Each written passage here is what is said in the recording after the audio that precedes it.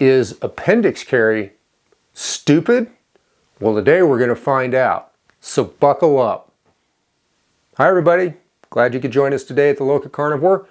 Now, like we said in the intro, we're talking about appendix carry. That is carrying a gun inside your waistband right in front of your body, as opposed to the more traditional, what's considered traditional at least, position right behind your right hip or your left hip, depending on whether you're left-handed or right-handed.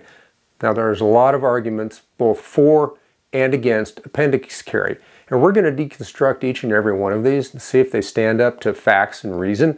At the end of this video, we're going to share with you the final conclusion as to whether or not appendix carry is indeed stupid. So make sure you stay with us all the way through the video. And one other thing I need you to do is share this video. Just a couple of months ago, YouTube seems to have changed, well, we know YouTube changed their algorithms, and it seems to have really impacted small channels, especially channels that are doing content like what we cover here at the LocaCarnivore. So we need you to share this video, because right now we're just having a lot of trouble getting some traction. We had been doing very well with the channel, and right after they changed that algorithm, boy, I tell you what, things got bad real fast. So it's up to you to make sure that they can't cancel this type of content. So please share this with everybody you know, and even the people you don't know.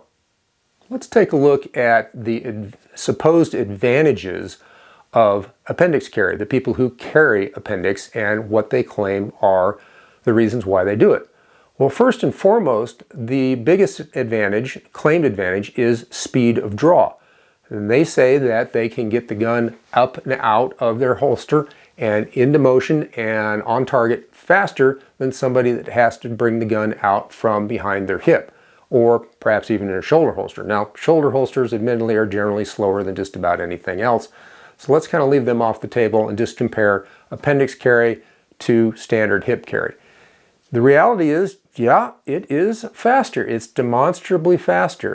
There are people that are winning gun matches, IPSC type stuff, combative type shooting gun matches, and they are winning because they're carrying appendix. And the sanctioning bodies for that conduct these competitions have allowed it for whatever reason, and it is demonstrably faster. You can get a shot timer out, and somebody that's good at appendix and somebody that's good with behind the hip, and the appendix person's generally going to be faster on the draw and get their shots down range. Now, I'd be interested to see if Jerry Michalek, maybe there's a video out there, I don't know if there is, go down in the comments and let me know about it. But I'd be interested to see if a real heavy-duty competitive gun person like Jerry Michalek or Rob Latham or any of those people, if they've actually done comparison of appendix carry versus drawing from the hip.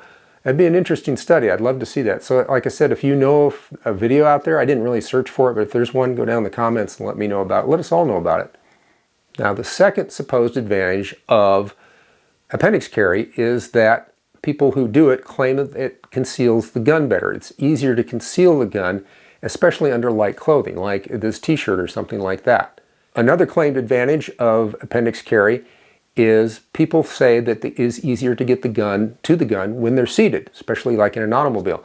And I will grant you that, especially if you have cover garments on, and can't talk today, first week with the new lips, sorry about that. If you have a cover garment on and you're seated in a car and your seatbelt's fastened, getting back there behind your hip and fishing that gun out and presenting it is a little more involved. It's a little more difficult. But if it's right in front of you, yes, it is, I'll grant you, it is easier to get to the gun and get that in motion and get it in action.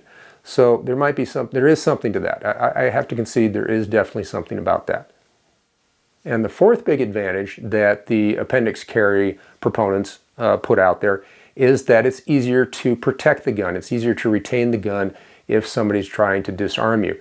And their reasoning is that they have their hands already in front of their body, and so they can protect the gun a lot easier, and they can even like roll up into a crunch or roll under their belly if they're on the ground, and it makes it more difficult for somebody to get at the gun. Those are the advantages. Now let's talk about the disadvantages, and there are quite a few actually of appendix carry. Let's talk about the big one, the elephant in the room, and that is safety. Whether or not it's a safe practice. And I will tell you right now that it's obvious appendix carry violates the second rule of safe gun handling.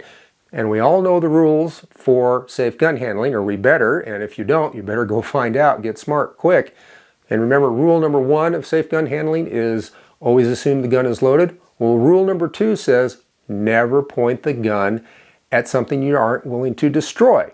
So, if we have a gun, and this has been safety checked, oh boy, are these been safety checked for this video. I'll tell you what, this just gives me willies even just kind of mocking it up. But you're taking a gun and you are pointing it directly at your fun parts and your femoral artery and your foot and your knee and the pavement. Remember ricochets, those are a thing too. And remember, we're pointing the gun always in a safe direction. We're never pointing it at something we're not willing to destroy.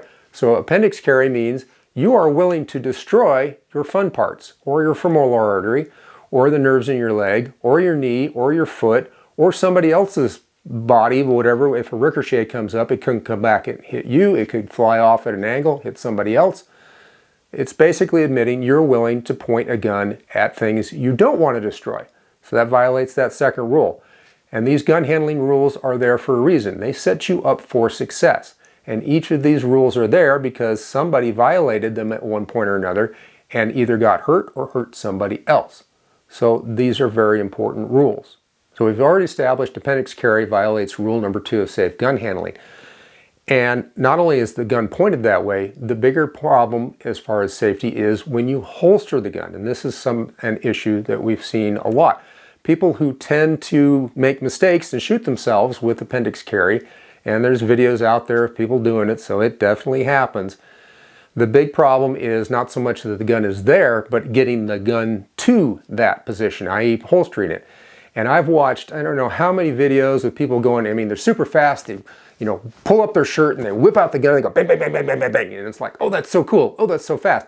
And then the movie slows down. They go into super slow-mo if they're smart at all. And they come up with the gun and they go, I'm going to put it in the holster. Oh, I better look. Oh, is the holster there? Is it open? Is the clothing? Is my fingers in the right spot? Oh God, please don't let this thing go off. Oh, yeah. There, it's in the holster. Oh, hope it stays there. You see my point? So even people who are doing this, they realize they're not being safe with the gun when they're holstering that gun. So in order to allay their fears of holstering the gun and having it go off in the appendix position, a lot of people started, maybe not a lot, but people started gravitating towards guns that had manual safeties. Now the industry responded by going to putting manual safeties on guns that never had a safety. This is a Glock, for instance, and it never was designed with a manual safety. This one doesn't have one. You can get a Glock or a lot of other striker guns with a safety on. Now, all due respect to these companies, whether it's Glock, SIG, FN, I don't care who, if you redesign something, any mechanism that was never originally intended to have a certain function, inevitably compromises occur in the engineering of that design. As opposed to if you said right off the bat, we want a manual safety, such as the safety on a 1911, where you can click it on and click it off. Now the 1911, for instance, though, was designed with a manual safety. But that brings me to my other point.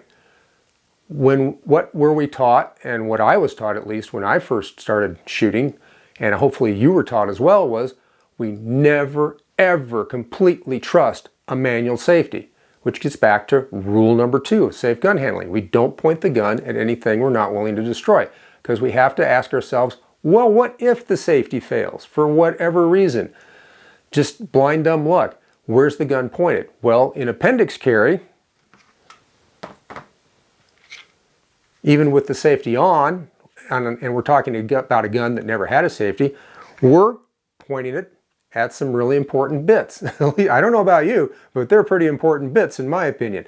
So the safety thing is no solution in my opinion. Let's get to a second disadvantage of, in my opinion, disadvantage of appendix carry. The main thing is when you draw the gun, and you just watch all the videos, everybody doing it and everything, what do? They pull up their cover garment and they go for their gun.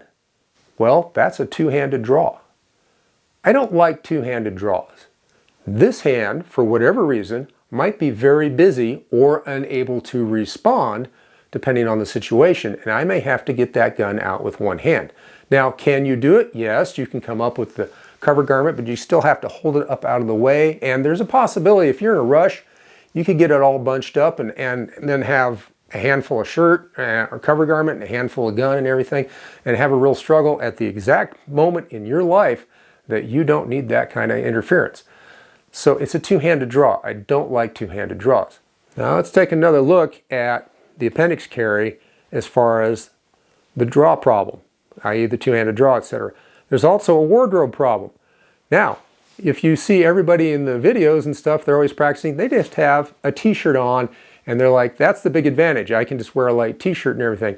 Well, that's fine in the summer, but what if you have to have a big, heavy winter coat on that is kind of long? That makes a completely different thing. And I'm sorry, but if you live in North America, unless you're, say, south roughly of Colorado or whatever, you're going to have snow and cold weather at some point, half of the year at least. And I'm sorry this coat's a little noisy, it might be interfering with the mic, but let's look at this. Now you've got to get this big coat out of the way, and guess what? The back end grabs on your back end, and it makes it more difficult to get to that gun. Plus, now you don't just have a big coat on, you've also got a mid-layer like a sweater or something like that, or maybe a vest. You've got to get through all of that to get to your gun. And admittedly, yes, with 4 o'clock position that can be a little difficult too, but it's not really, because all you do is just come up with your, push the garment up with your hand, and you can get on the gun right away. It's not that big a deal. And all you have to do is, like I said, put a little training time into it, and it becomes second nature. Now, if you'd like to know more about the ins and outs of carrying a handgun in cold weather, in winter weather, I did a series of 3 videos, and I'll put the links down in the description there, and you can go watch them, and I cover all the ins and outs about winter carry. So it's very important. If you live anywhere where it gets cold, you're going to want to watch those videos. The third disadvantage of appendix carry is what I call the draw jam, and that is if somebody is aware that you have the gun, it's printed or whatever, or they just think you might have the gun. The problem is, as you go to draw the gun, and this gets to another thing we're talk about in a minute, but as you pull up your cover garment to go for your gun, your hands are right along your body center line. Now, if someone is close enough and they have the skill set and they see you drawing and they can get off the dime fast enough, they can move in and jam up your hands. And now your hands are, you're trying to get to your gun, but now your hands are pressed against your body. Now you have to undo that situation before you can get to the gun.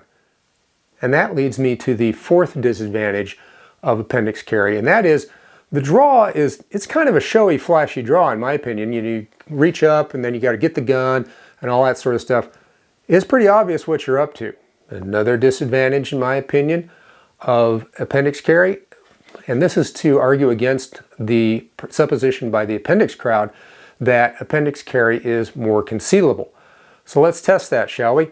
I've got a light t-shirt on, but it's still, and it's not super form-fitting. It's fairly loose, in my opinion. And I've got the ubiquitous striker fired gun. Safety checked, oh my goodness. I don't even like doing this demo, but we're going to do it just to make a point.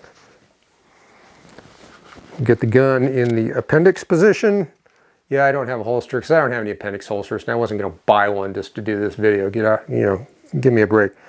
Let's kind of get it down in there. Well, I'll tell you what, looks like I have a gun, doesn't it? Even the casual observer is going to see I'm pretty, I'm looking like I'm about in my 5th or 6th month here, ready to deliver in a little while. It's obvious. I've got a gun on, and I could go with the smaller gun, and I don't think it's going to be any different because you've got the slide here, the back of the slide, and then you've got the end of the grip and everything. And yeah, I can tuck my tummy in and all that, but you see people doing that and everything, and stand like that or whatever. It's obvious, and I've been in enough places, where I live, just about everybody carries. Let's be blunt. It's just, it's a constitutional carry state, and everybody's got a gun on. You just make that assumption, but it's easy just to, you know, walk through a store or whatever and just casually go, oh, okay, that one, that one, that one, that one. And the appendix carry people, you just have to look at them, and it becomes quite obvious very quickly, especially if they've got a light garment on. So I think that claim, in my opinion, is for the most part debunked. Now, if you have a super thin gun, admittedly, this is a double stack. You know, if I went to a single stack or something, or you know, a tiny revolver or something, little 380, it'd probably, you know, it'd behave itself. You wouldn't be able to see it very easily. You'd have to really look and look to see if it was there. But in the main, a decent pistol that you would want to have in a gunfight, it's going to show. So you have to either have a heavier garment or just go, oh, I don't care if I'm printing, which you should, because there's covering the gun and then there's actually concealing the gun. And in my opinion, if you're carrying concealed, it means just that, conceal the gun. Until the gun comes out, nobody has a clue that it's on your person. So, something to think about. Thanks for hanging in there with us so far in the video. Remember, we need your support in so many ways. Putting a big like, hitting that thumbs up for us will really help the channel. We want you on the LocaCarnivore team, so please subscribe and don't forget to ring that little notification bell so you don't miss any of our great videos. And another way you can support us is our Patreon. The link's down there, of course. Appreciate some love on that.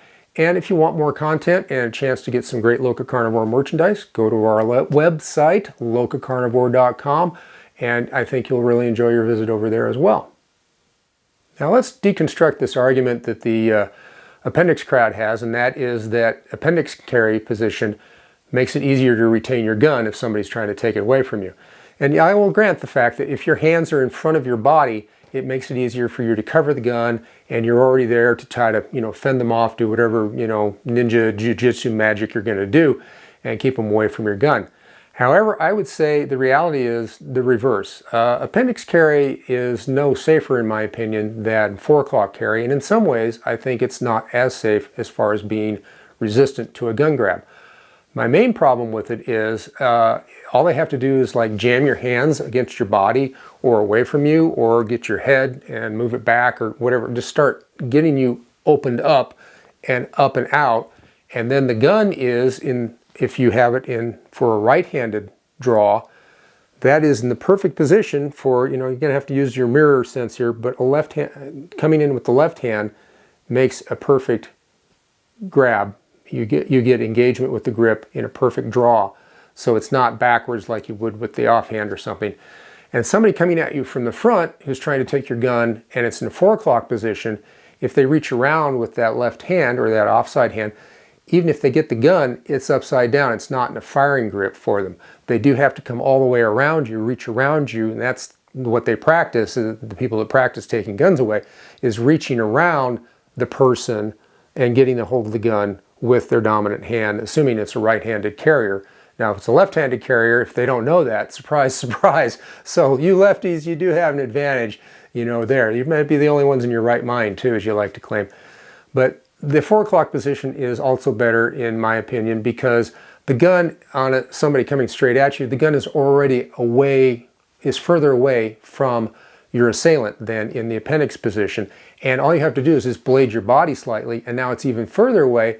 Plus, you can use a hand to hold them off while either retaining the gun, just holding onto it, or getting the gun out and ready to go, depending on the situation and what is appropriate for you to do to defend your life at that point.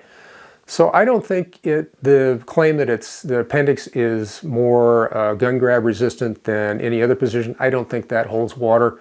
I don't think it's any better, and like I just said, in some cases I think it's actually worse.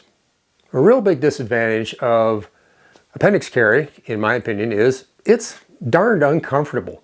I don't carry appendix, but I've experimented. I tried it a couple of times, just casually in the house, around the house and stuff, and I found it to be very uncomfortable, especially sitting and whatnot. I did not like it, and I have to say that I'm also backed up by other people who have actually had to do it for their job. I happen to know one person who's a retired law enforcement officer who, for a great part of their career, did undercover narcotics work, anti-narcotics work, and occasionally that individual had to carry a gun in the appendix position, basically to blend in with the people that they were trying to arrest. And I asked that individual, you know, what'd you think of it? And he said it was the most uncomfortable thing he had to do. He did not like it. It just was always uncomfortable.